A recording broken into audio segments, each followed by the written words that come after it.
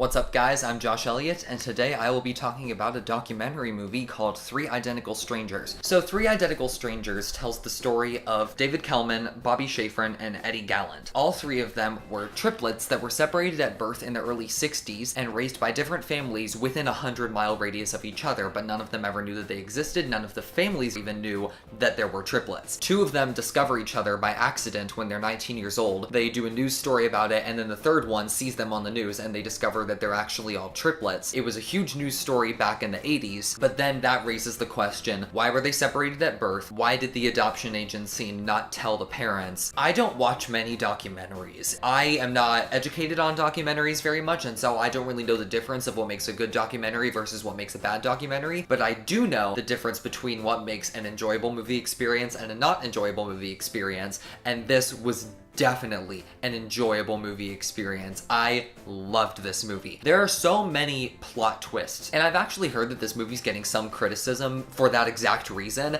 Apparently, you shouldn't use life events as plot twist in a documentary movie. I thought that that really worked though for it, because these events were shocking. These triplets finding each other was shocking. The reasoning behind their separation was shocking, and what ultimately happens to them is shocking. And I think this movie presents all of these events with the same amount of astoundingness that the people involved in this story would have had when it happened. It starts off essentially as what the news stories back in the 80s made it out to be. It's so much fun to see them interact with each other on all of these news shows. Then we finally get into why they were separated and why the adoption agency kept it secret. The movie gradually starts to take a much more dark approach. Once it starts to reveal the reasons why they were separated at birth and why the parents weren't told about it, it starts to point out that maybe the boys would have been better off had they known each other their entire lives. Yes, it's great that they know each other now, but apparently some of the boys had difficult childhoods because of their separation from their brothers. One of the triplets was raised under a very strict household, whereas the other two weren't,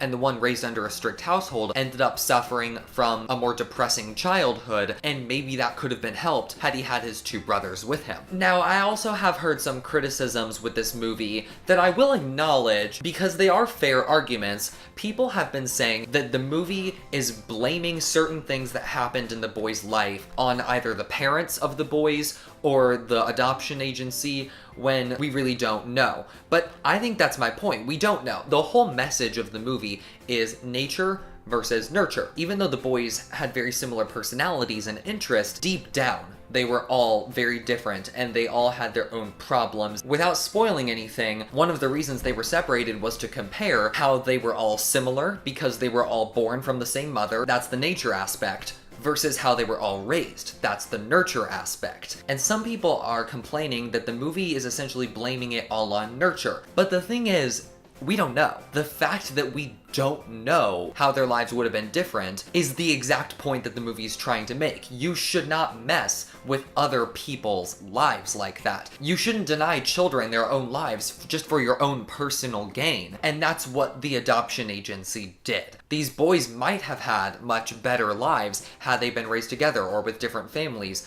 but we don't know whether blame can be placed on nurture or based on nature because these people have deliberately messed with it. And that's why the story is so tragic later on when they get into the really deep emotional parts. It gets pretty intense. I cried. There are only two movies this year that have made me cry, and both of them are documentaries. This and Won't You Be My Neighbor, which we haven't reviewed yet, but it's great. I loved it. Unlike Won't You Be My Neighbor, which is an expression of how good humanity can be, Three Identical Strangers is more of a warning to humanity. It's something that makes you learn a lot. It's something that really makes you think. I was fascinated by this movie every second, all the way through. It's only an hour and a half, but it doesn't feel like an hour and a half. It feels much longer because you're just being given so much information. So you get the full movie experience, but it doesn't take up much of your time, and so that's great. I thought this movie was phenomenal. Debatably the best documentary I've ever seen. I mean, I haven't seen many, but I absolutely loved this movie. Just because it's a documentary, you should not write it off. If it just seems the slightest bit interesting to you,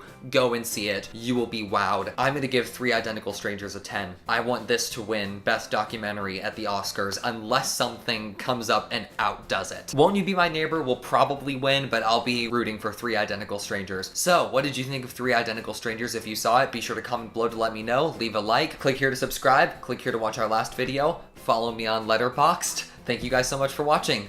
See ya!